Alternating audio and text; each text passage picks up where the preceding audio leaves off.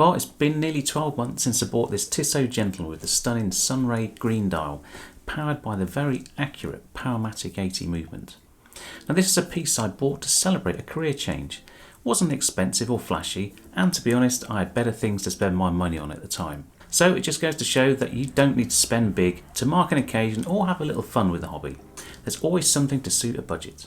Now a few months back I was thinking of a small treat for my birthday, something that could fly under the radar, if you get my drift. And then I came across a Facebook forum that had a pretty decent discount code for a UK based watch retailer called The Watch Hut. And not to miss an opportunity, I was immediately drawn back to the Tissot range and the PRX. This is a watch that continued to intrigue me despite not warming to the quartz model initially. A watch that Tissot have used to move in on the retro integrated bracelet scene. Reimagined from their back catalogue, a timepiece that many enthusiasts have added to their collections. So, does the PRX Powermatic 80 punch above its £500 weight? Well, let's unbox it and find out. I'm Andy and welcome to the English Watch. This channel is about me and my watch collecting journey, an amateur enthusiast with an eye for detail, helping similar like-minded individuals like you start your watch collecting journey. So before we get started, hit the like button if you like this video and don't forget to subscribe. If you really like the content, feel free to buy me a coffee at the link in the description.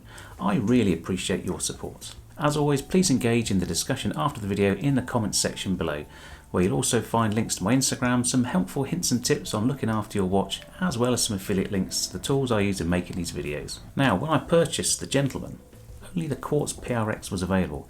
Still a great watch at an amazing price, but it didn't quite do it for me. The dial was a little too understated and I was a little triggered by the second hand ticking and missing the markers. Now the lady in the shop did say about 50% did that, and I wasn't going to get saddled with one of those. Now I don't mind a quartz watch, but my OCD pushed me towards the automatic Gentleman that day. In 2022 we now have multiple versions of the PRX.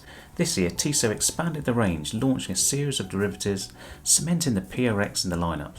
These additions include new colours, straps and smaller sizes, and all available to buy right now. Tissot has certainly capitalised on the retro bandwagon and carved out a nice little line that has real appeal to young and old. The upcoming chronograph, which I've yet to see, has a very Zenith Defy look and I can't wait to try it on. Now to differentiate the automatic version from the quartz, we now get a waffle pattern dial, or what Audemars Piguet referred to as a tapisserie dial. Now this is not a hand cut by a skilled artisan on a rose lathe, as in the AP's case, but a stamped affair that hits the mark nonetheless.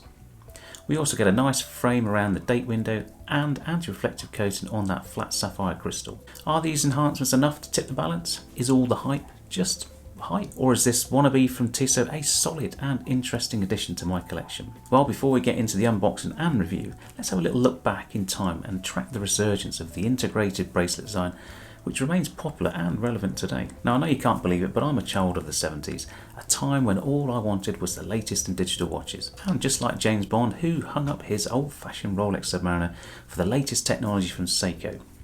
It's what all the kids wanted.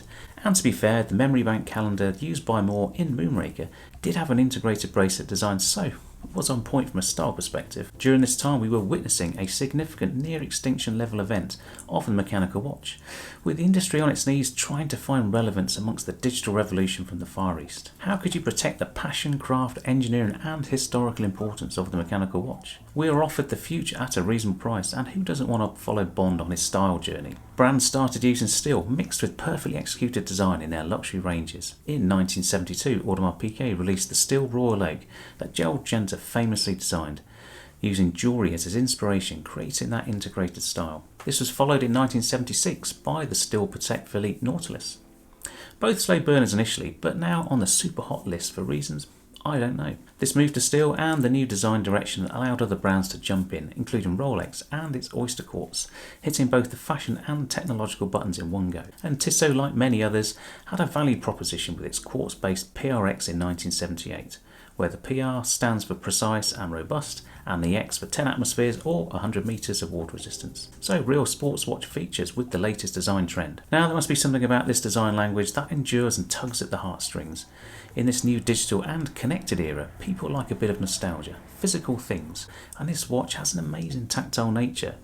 So just like the resurgence of vinyl records, you can enjoy your Apple Watch or your Fitbit, but you can also enjoy the real thing. Now, I'm not one to double wrist, but the choice is there. I certainly felt privileged to spend time with the Royal Oak chronograph recently, wearing very differently to a typical round sports watch. The glistening of the bracelet and the feel of the handcrafted edges. Is it possible for the PRX to stir similar emotions? Well, let's jump to the desk and get this watch on the wrist. Now the watch comes well packaged from the Watch Hut in this sized cardboard carton. Inside we have the familiar Tissot box. No wood here, it's all sustainable cardboard and very appropriate for the price point. We can still have a little fun though, and I love the fold out model of the Tissot's Lot factory. This may be at the budget end, but it's a reminder this watch has its origins squarely in the heart of Switzerland's watchmaking heartland. What we have here is the Tissot PRX Powermatic 80, reference T13740711041000. This version with the blue dial retails at £565, but you can safely assume discounts will be available at most high street retailers, so no need to buy at list price.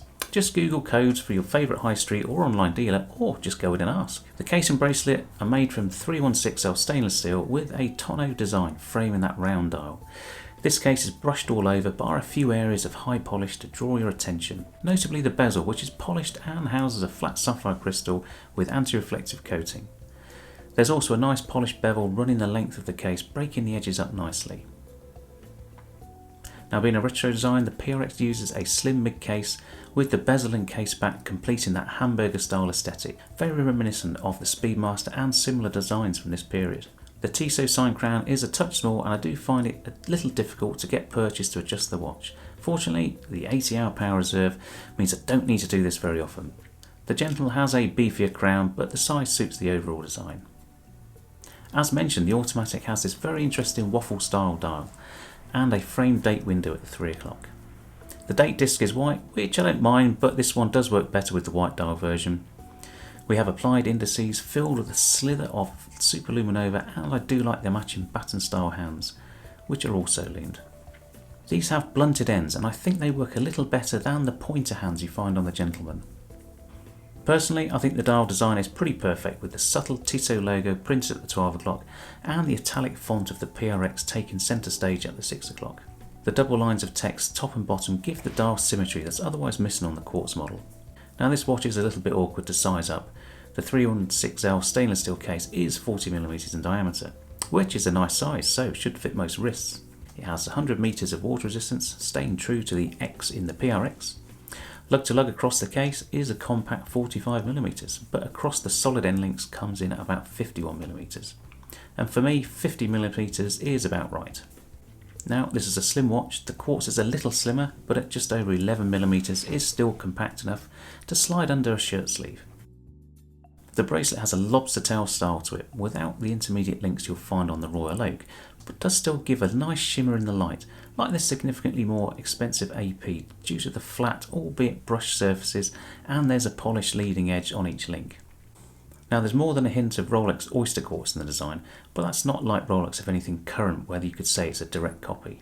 Now, these are details that matter and give this watch a real interest in and finesse. The bracelet feels very delicate on the wrist and next to the more robust affair on the Gentleman, but by no means does it feel cheap or fragile. And there's no doubt this bracelet is machine finished, and I have to say I do prefer the style to the one on the Gentleman's. That has a very little taper and the polish looks a little too industrial. The bracelet itself tapers nicely from a nominal 27mm down to 18mm at the clasp. And this is a similar butterfly clasp as the Gentleman with a robust and precise twin button release. Sizing is pretty easy by just pushing the pins out. There's no screws here. Just make sure that you push in the direction of the arrow on the rear of the link. These pins can bend if you're too ham-fisted, and they won't go back in afterwards, believe me. There are a couple of half links to get the size just right, but as with this type of clasp, there's no on-the-fly adjustment. So just make sure you size it a little over to allow for expansion of your wrist through the day.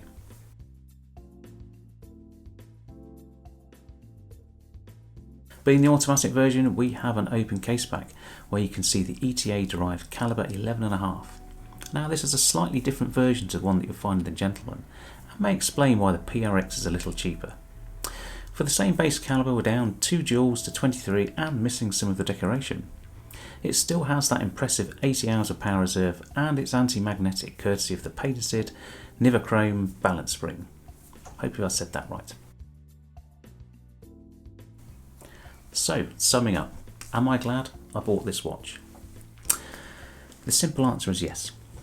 I think it's stunning value, and with its oddball vintage looks, it's a nice addition to an otherwise conservative collection. It gets plenty of wear at work and does get attention from non-watch enthusiasts who recognise the funky looks as something different. Now, I probably have enough Tissot in my collection now, but that chronograph does look pretty special. Maybe a white one with the panda dial. What do you think? Now, a blue, green and white dial collection for the price of a Tudor Black Bay 58. Come on, what's not to like? Tissot are a solid entry-level brand from the Swatch Group that offer a style of watch alongside Hamilton and Mido where real value can be found under £1,000. And just like many micro brands that also offer a decent package at this price range, don't let the budget aspect put you off. These may be made by machines, but are designed with care by humans who know a thing or two about design and engineering. Now, if you get a chance, have a little rummage in the description underneath where you'll find links to my affiliate areas and additional information on where to buy this watch. You'll also see a link to the review of this watch on my website. You can also find a link where you can buy me a virtual coffee if you found this episode useful. As always, if you like this video, please hit the like button and don't forget to subscribe if you like this style of video. This means so much to me and the channel. As always, please engage in the comments section and let me know your thoughts on the PRX and Tissot as a brand. Anyway, I'm Andy, this has been the English Watch. Take care and I'll see you soon. Bye for now.